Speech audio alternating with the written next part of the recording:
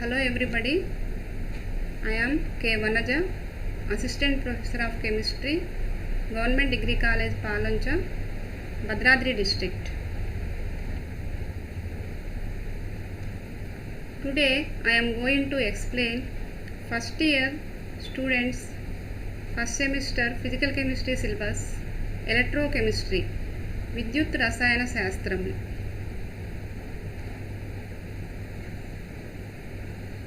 Electrochemistry is the study of interconversion of electrical energy into chemical energy or chemical energy into electrical energy.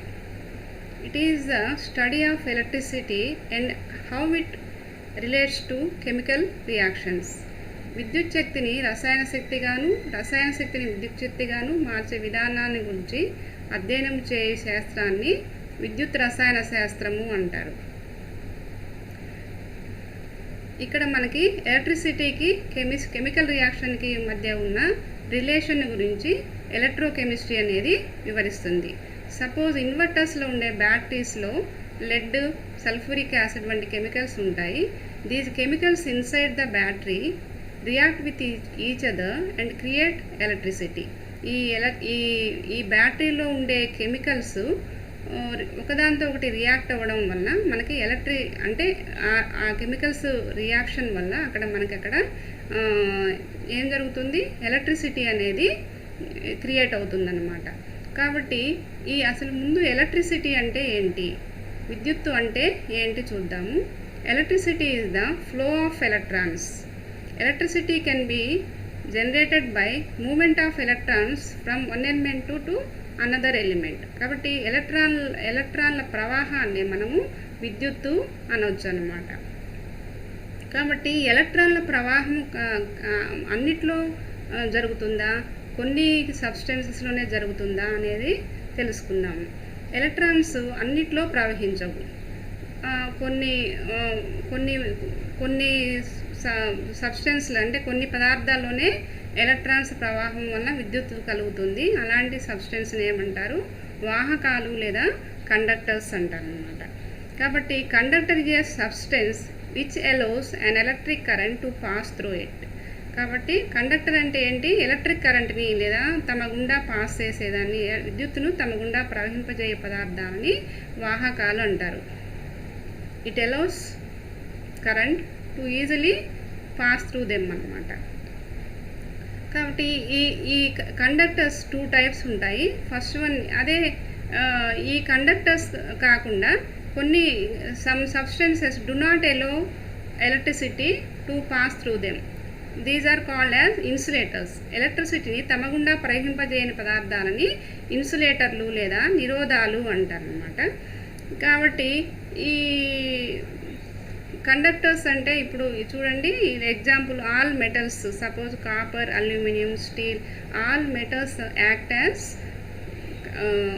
Conductors అన్నమాట. అంటే అన్ని లోహాలు విద్యుత్తును తమ గుండా ప్రవహింపజేస్తాయి. ఇన్సులేటర్ అంటే ఏంటి, any material that does not allow electric current to pass through it. ఈ ఇన్సులేటర్లు నిరోధాలు అంటే ఇవి కరెంటును తమ గుండా ప్రవహింపజేయవు. Example plastic, rubber, glass, cloth, wood, etc. అయితే ఇక్కడ చూడండి, కరెంటు వైరు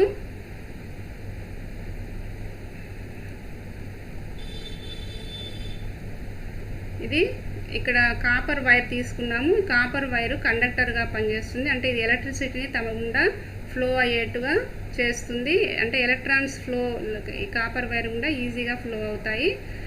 అందువల్ల ఎలక్ట్రిసిటీ అనేది ఏర్పడుతుంది. అయితే ఇక్కడ it is covered by rubber are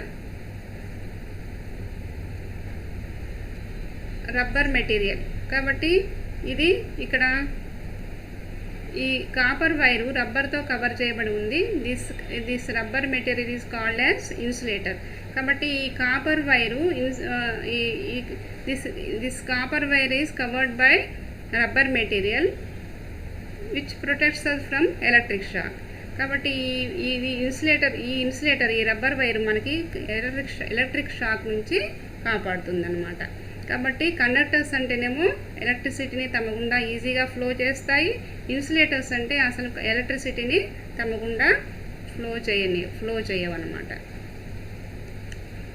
తర్వాత ఇప్పుడు కండక్టర్స్ టూ టైప్స్ అనుకున్నాం కదా, metallic conductors, second one is electrolytic conductors. In metallic conductors the flow of electricity occurs without any chemical decomposition. కాబట్టి in metallic conductors the formation of electricity is because of the electrons అన్నమాట. అంటే only because of the electrons వల్ల ఇక్కడ మనకి metallic కండక్టర్స్లో electricity అనేది flow అవుతుంది. ఈ metallic కండక్టర్స్నే మనం లోహవాహకాలు అంటాము. కాబట్టి లోహవాహకాలు అంటే ఇక్కడ మనం అన్ని లోహాలు ఎగ్జాంపుల్గా చెప్పుకోవచ్చు.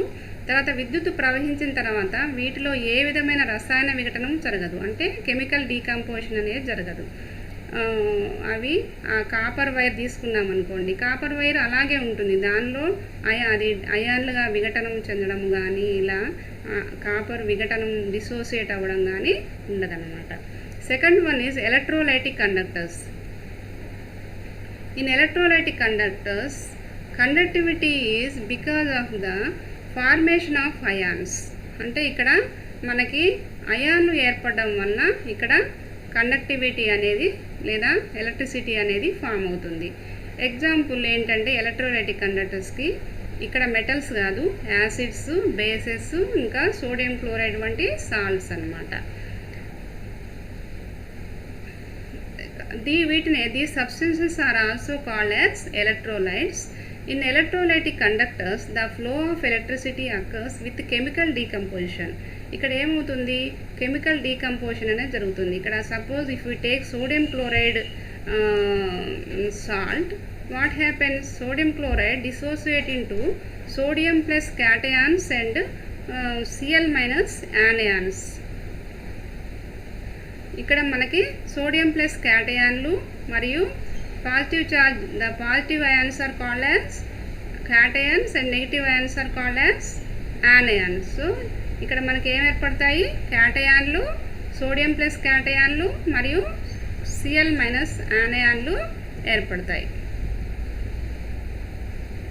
కాబట్టి in metallic conductors the formation of electricity is because of electrons, and in electrolytic conductors the formation of electricity is because of ions only. Okay, next one is, what is electrolyte? A substance that produces ions in solution when dissolved in water or in any other polar solvent. ఏదైనా polar సాల్వెంట్లో కూడా కరిగించినప్పుడైనా కూడా, లేదా polar solvent అంటే ధ్రువ ద్రావణంలో కానీ నీటిలో కానీ కరిగించినప్పుడు ఏదైనా పదార్థం విడిపోయి అయాన్లుగా ఏర్పడినట్లయితే దాన్ని ఎలక్ట్రోలైట్ అంటాం అన్నమాట. ఇప్పుడు ఈ ఎలక్ట్రోలైట్ 3 టైప్స్ ఉన్నాయి. ఒకటి strong electrolyte, second one is week electrolyte, third one is non electrolyte. What is a strong electrolyte? When a substance is dissolved in water, if it is completely dissociated in aqueous solution, it is called as strong electrolyte. ఒకవేళ మనం సబ్స్టెన్స్ని వాటర్లో కరిగించినప్పుడు కంప్లీట్గా dissociate అయిపోతే, అది కంప్లీట్గా అయాన్స్గా form అయితే దాన్ని strong electrolyte అంటాము.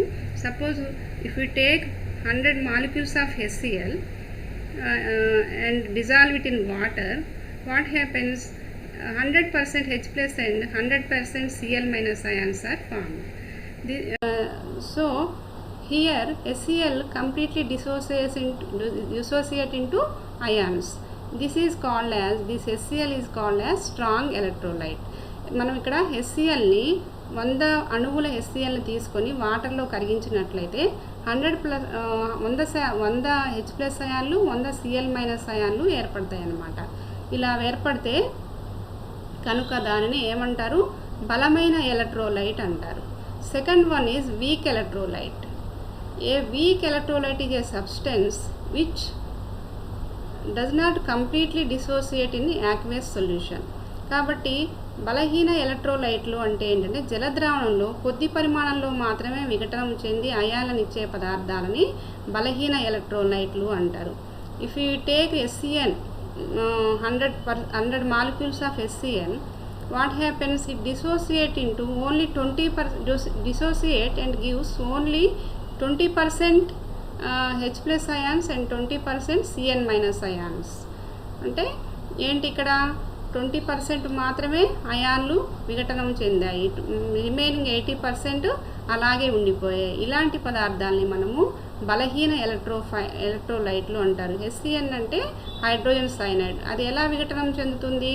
H+ అయాన్లు గాను Cn మైనస్ అయాన్లు గాను విడిపోతుంది. అలా విడిపోయినప్పుడు 20% అయాన్లు మాత్రమే ఏర్పడతాయి, మిగతాయి ఏర్పడంటే 20% అంటే ఉదాహరణకి ఫర్ ఎగ్జాంపుల్ కొద్ది అయాన్లు మాత్రమే ఏర్పడితే వాటిని వీక్ ఎలక్ట్రోలైట్లు అంటారు. Third one is non-electrolytes. The substance which do not completely dissociate into ions are called as non-electrolytes. అంటే they do not give ions. అర్థమవుతుందా? కాబట్టి ఎట్టి పరిస్థితుల్లోనూ అయాన్లను ఇవ్వని పదార్థాలను వాటర్లో కరిగించినప్పుడు అయాన్లుగా విఘటనం చెందని ఎలక్ట్రోలైట్లను నాన్ ఎలక్ట్రోలైట్లు అంటారు. ఎగ్జాంపుల్ షుగర్ మరియు some organic compounds like urea, ఓకేనా? ఇక్కడ చూడండి, ఇక్కడ H2Oని మనము వాటర్లో H2O తీసుకున్నప్పుడు H2O ఇక్కడ H2O తీసుకొని ఇక్కడ ఎలక్ట్రోడ్స్ని పెట్టి ఇక్కడ these electrodes are connected by battery light here, ఓకేనా? వీటిని కనెక్ట్ చేసినప్పుడు ఎలక్ట్రోడ్స్ క్యారీ ఎలక్ట్రాన్స్, కానీ ఇక్కడ H2O అయాన్స్గా విడిపోలేదు కాబట్టి ఇక్కడ ఎలక్ట్రాన్స్ క్యారీ చేయడం జరగలేదు కాబట్టి ఇక్కడ లైట్ అనేది వెలగదు. ఇక్కడ ఎలక్ట్రోడ్స్ ఉన్నా కూడా మనం బ్యాటరీ ద్వారా లైట్ కనెక్షన్ ఇచ్చినా కూడా ఏమవుతుందంటే ఇక్కడ H2O అయాన్లుగా విడిపోలేదు కాబట్టి ఇక్కడ లైట్ వెలగదు. అదే షుగర్ సొల్యూషన్ తీసుకున్నా కూడా షుగర్ని వాటర్లో కరిగించినప్పుడు షుగర్ కూడా అయాన్లుగా విడిపోదు, they do not produce ions. కాబట్టి షుగర్ కూడా అయాన్లను ఏర్పరచదు, కాబట్టి they do not conduct electricity. అది ఎలక్ట్రిసిటీని కూడా ఏర్పరచదు. కాబట్టి ఈ H2O and sugar are called as non electrolytes. These two are called as non electrolytes. వీటిని ఏమంటారు? నాన్ ఎలక్ట్రోలైట్లు అంటారు. ఈ రెండింటిలో కూడా అయాన్లు ఫామ్ అవ్వలేదు కాబట్టి ఇక్కడ లైట్ అనేది వెలగడం జరగలేదు. ఇక్కడ రెండు చోట్ల కూడా లైటు వెలగలేదన్నమాట. తర్వాత సపోజ్ ఇప్పుడు if you take sodium chloride dissociate into sodium plus ions and Cl minus ions. These ions migrate towards the opposite electrodes and they create some electricity. So ఏమవుతుంది? ఇక్కడ లైట్ వెలుగుతుంది. ఈ సోడియం క్లోరైడ్ వాటర్లో కరిగించినప్పుడు sodium plus అయాన్లు మరియు Cl minus అయాన్లుగా విడిపోయి అవి వ్యతిరేక ధృవాల వైపుకి వెళ్ళి అక్కడి నుంచి ఎలక్ట్రాన్లను క్యారీ చేయడం వల్ల ఇక్కడ లైటు వెలుగుతుందన్నమాట. కాబట్టి వీటిని వీటిని స్ట్రాంగ్ ఎలక్ట్రోలైట్ అంటారు. ఇక్కడ లైట్ వెలిగింది కాబట్టి దీన్ని స్ట్రాంగ్ ఎలక్ట్రోలైట్ అనుకోవచ్చు. తర్వాత ఇక్కడ స్ట్రాంగ్ ఎలక్ట్రోలైట్కి వీక్ ఎలక్ట్రోలైట్కి డిఫరెన్స్ ఏంటో చూడండి. స్ట్రాంగ్ ఎలక్ట్రోలైట్ అయితే ఏమవుతుంది? ఇక్కడ ఇది స్ట్రాంగ్ ఎలక్ట్రోలైట్. ఇక్కడ suppose if you take HCl ions, 80 చాలా H+ అయాన్స్ మరియు Cl మైనస్ అయాన్స్ ఎక్కువగా ఏర్పడ్డాయి. అంటే ఎక్కువగా ఇక్కడ 100% ఏర్పడతాయి అన్నమాట. ఇలా అయితే వీటిని స్ట్రాంగ్ ఎలక్ట్రోలైట్లు అంటారు. స్ట్రాంగ్ ఎలక్ట్రోలైట్ సమక్షంలో ఇక్కడ లైట్ బ్రైట్గా వెలుగుతుంది. అదే వీక్ ఎలక్ట్రోలైట్ తీసుకుంటే ఇది వీక్ ఎలక్ట్రోలైటు. ఇక్కడ వీక్ ఎలక్ట్రోలైట్లో ఏమవుతుంది? Ions less number of ions ఏర్పడతాయి, అయాన్స్ తక్కువగా ఏర్పడతాయి. కాబట్టి ఇక్కడ మనకి లైటు డిమ్గా వెలుగుతుంది అన్నమాట.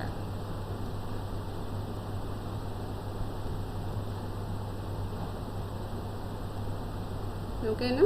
నెక్స్ట్ వన్, రెసిస్టెన్స్ అంటే ఏంటి? The tendency of A material to stop the flow of current is known as resistance. కాబట్టి ఏదైనా ఒక పదార్థము కరెంటుని తమ గుండా ప్రవహించకుండా ఆపు చేయడానికి చూసినట్లయితే దాన్ని ఆపు చేసే స్వభావాన్ని దాన్ని ఏమనుకోవచ్చు? రెసిస్టెన్స్ లేదా నిరోధము అంటారు. It is measured in ohms. Suppose ఇప్పుడు ఏదైనా ఒక పదార్థము విద్యుత్ ప్రవాహంను ఆపు చేసే స్వభావాన్ని ఏమంటారు? ఇక్కడ నిరోధము అంటారు. దీన్ని ఓముల్లో కొలుస్తారు.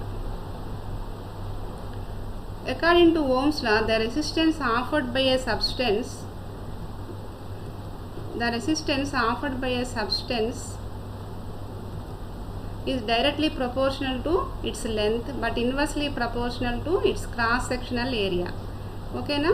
ఇక్కడ it is denoted by a resistance is directly proportional to length. Length means here distance between two electrodes. See here we are taking sodium chloride solution as electrolyte. We are keeping two electrodes in it. These are called as electrodes. They carry electrons. Okay na? These sodium chloride ions dissociate in water and gives sodium plus ions and Cl minus ions. Okay, these sodium plus ions are called as cations and Cl minus ions are called as anions. These two ions migrate towards oppositely charged electrodes. ఎటు పోతాయి ఇవి? Sodium plus ions ఏమో this electrode is called as cathode. It has negative charge. This electrode is called as anode. It has positive charge. ఈ sodium plus ions migrate towards cathode. అంటే అవి ఎటువైపు వెళ్తాయి? Negative charge ఉన్న cathode వైపు వెళ్తాయి. Cl minus anions positive charge ఉన్న anode వైపుకి వెళ్తాయి అన్నమాట.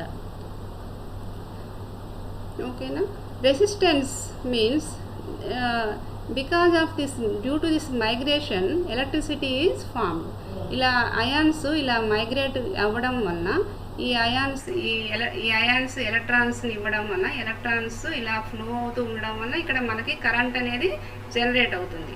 అయితే ఒకవేళ రెసిస్టెన్స్ అంటే ఏంటి? ఇది ఒకవేళ ఇలా కరెంటు ఫ్లో అవ్వకుండా ఆపాలి అంటే కొన్ని కారణాలు, కొన్ని ప్రభావాలు ఏంటో చూద్దాము. అవేంటంటే, సపోజ్ ఈ ఎలక్ట్రోడ్స్ మధ్య డిస్టెన్స్ ఎక్కువగా ఉంటే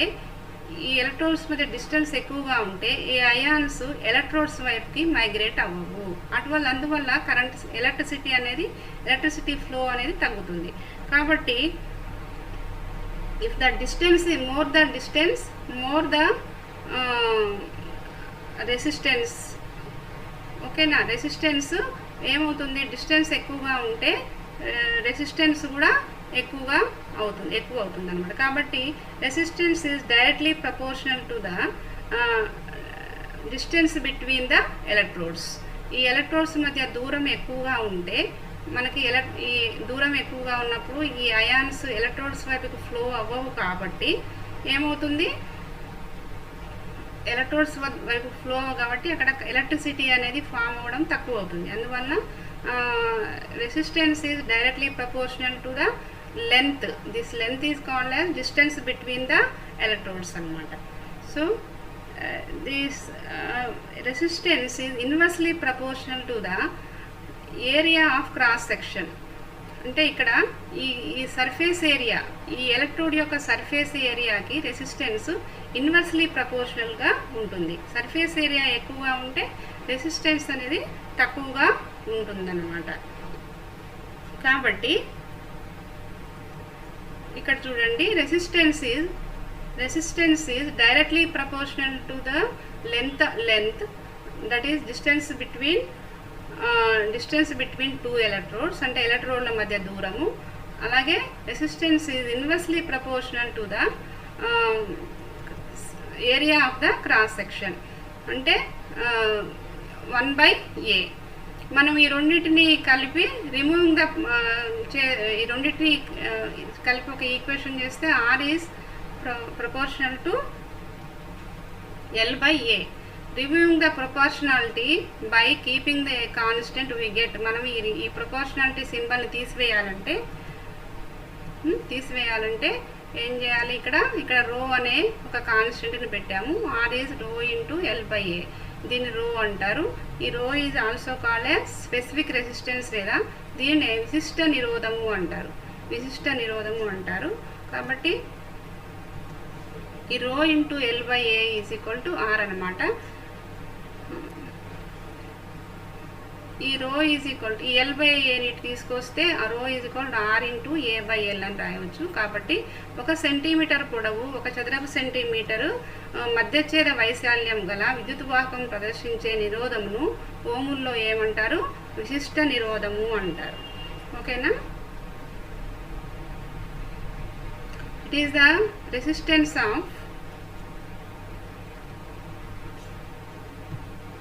of a material of a length with unit area of cross section. 1 centimetre పొడవు 1 చదరపు సెంటీమీటర్ వైశాల్యం గల విద్యుత్ వాహకం ప్రదర్శించే నిరోధమును ఓములలో విశిష్ట నిరోధము అంటారు.